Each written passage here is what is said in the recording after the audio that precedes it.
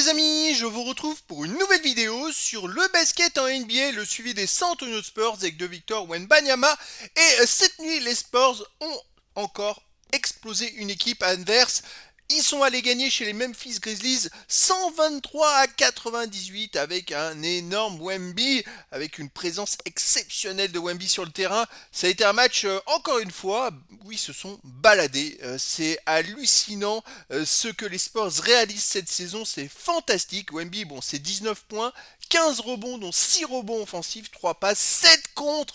3 interceptions, c'est extraordinaire. Il a encore été époustouflant, les amis. Alors, dans cette vidéo, on va revenir sur les stats des joueurs et des équipes, sur le classement des Spurs dans la conférence Ouest avec le classement de la conférence Ouest, sur les stats en détail de Wemby sur ce match avec ses meilleurs perfs sur un match, ses moyennes en saison régulière, ses stats dans l'histoire de la NBA, dans l'histoire des Spurs.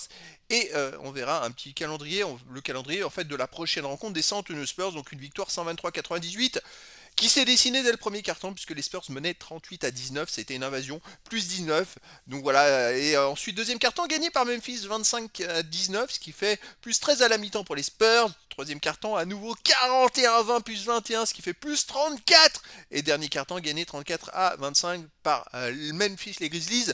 Et les Spurs n'ont pas fait jouer leur star dans le dernier carton tout simplement pour les reposer encore une fois.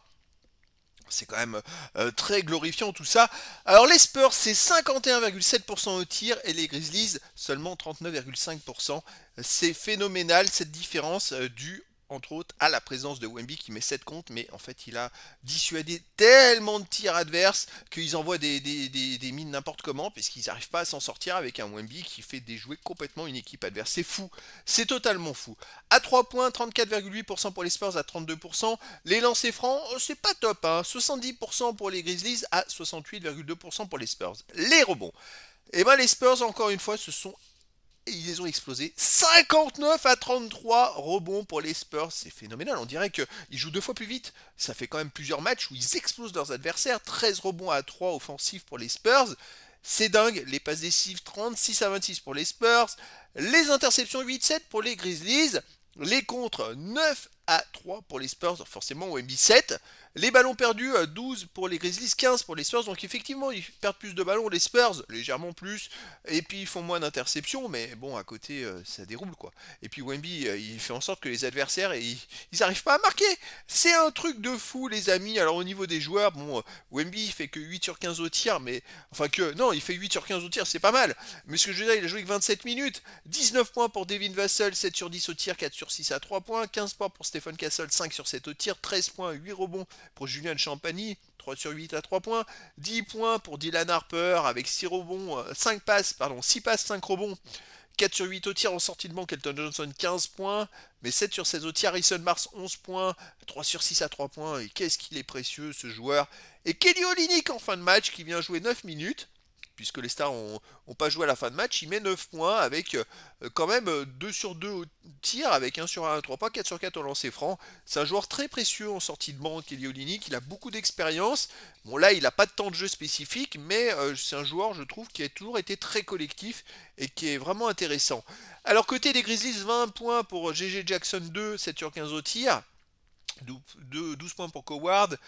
Maxence Prosper fait 17 points. Bon, c'est pas des go stats, hein, les sorties de banc. Peut-être Jarro avec 15 points, mais 5 sur 15 au tir, 2 sur 11 à 3 points. Alors dans la conférence Ouest, les amis, les Spurs sont toujours avec 18 défaites. Et les Thunder ont perdu un match. Ils en ont 16 maintenant. Et les Pistons de l'autre côté ont aussi perdu un match en conférence de l'Est. Et donc les amis, ça veut dire que les Spurs ont maintenant deux défaites de retard seulement sur les Thunder. Bon, il reste que 9 matchs à jouer. Mais sait-on jamais, sait-on jamais. Et ils ont maintenant deux défaites d'avance sur les Pistons. Donc les Spurs, vu qu'il reste 9 matchs, ils ont 8 défaites d'avance dans la conférence Ouest sur le troisième. Plus qu'une victoire, ils sont sûrs d'être deuxième. Et puis sinon, le but, ça serait d'aller grappiller la première place. Mais pourquoi pas, pour Wemby ainsi, et devenir le meilleur joueur cette saison en NBA. Allez, on continue. Wemby dans ce match, 27 minutes, 19 points, 8 sur 15 au tir, 1 sur 1, 1 sur 3 à 3 points, 2 rebonds, 2 sur 3 au lancer franc. Bon, c'est correct. Par contre, 6 rebonds offensifs, ça c'est une grosse perf. 9 défensifs, 15 rebonds au total, 3 passes décisives, 3 interceptions, 7 contre. il a été phénoménal. 2 ballons perdus, une faute, plus 34 quand il est sur le terrain. Il n'est pas loin d'établir certaines meilleures perfs, hein. Mais en même temps, il joue que 27 minutes, hein. Je pense que s'il avait joué 35 minutes, ben, il aurait peut-être battu son record de contre, peut-être qu'il aurait fait un triple double avec des contres, hein, d'ailleurs, battu son record de rebond offensif, c'est possible, hein. C'est possible. Allez, dans l'histoire, déjà non, déjà c'est moyen en saison régulière, 24.2, 11 rebonds 2, 3 passes, une interception 1, 3 contre 1, c'est phénoménal. C'est waouh, au top du top.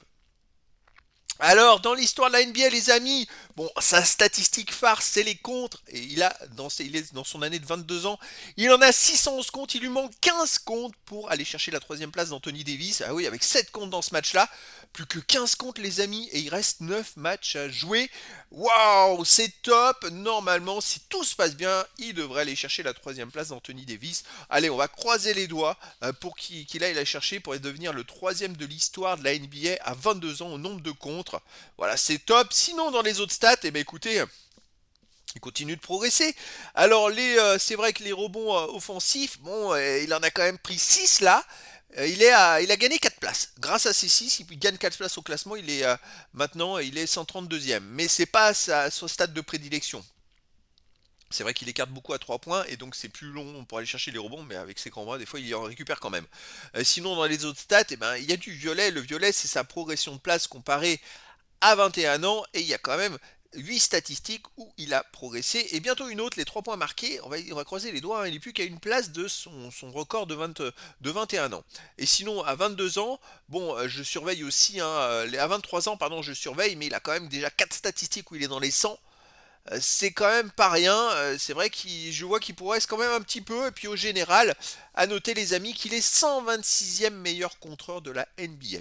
C'est pour vous donner un rapport, parce qu'il est bientôt dans les 100 meilleurs contreurs de la NBA. 126e, c'est pas mal. Et il a gagné 2 places, hein. Donc 126e avec ses... alors moi j'ai 610 en général. Alors je sais pas si c'est 610 ou 611. Bon, on n'est pas un près les amis. Faudra mettre ça à jour pour les prochaines statistiques. Mais voilà, pour moi, il est au top du top. Allez, on continue dans l'histoire des Spurs. Bon, il n'a pas gagné de place à 22 ans, mais c'est vrai qu'il se rapproche de Tony Parker en termes de points. Il en manque 362 pour dépasser Tony Parker. Ça ne sera pas pour cette saison, à moins qu'il termine avec du 40 points par match, mais j'ai du mal à y croire quand même. Sinon, eh ben, il progresse dans toutes les statistiques. Alors, je regarde s'il y en a d'autres où il peut aller chercher. Ça va être compliqué. Les tirs marqués, il en manque 271. Les tirs tentés, 744. Il y a quand même une grande marge. En plus, si à chaque fois qu'il mène de 20 points, il joue pas le dernier carton, eh ben, les amis, ça va être compliqué d'aller chercher les premières places. Mais voilà, pas cette saison. On verra la saison prochaine. Allez, calendrier les amis, prochaine rencontre, ce sera dans 2 jours, le 28 mars, et les Spurs vont jouer à 20 h heure française chez les Milwaukee Bucks. Bon bah c'est cool parce que ça permettra de voir le match. C'est pas souvent qu'on peut voir un match de NBA.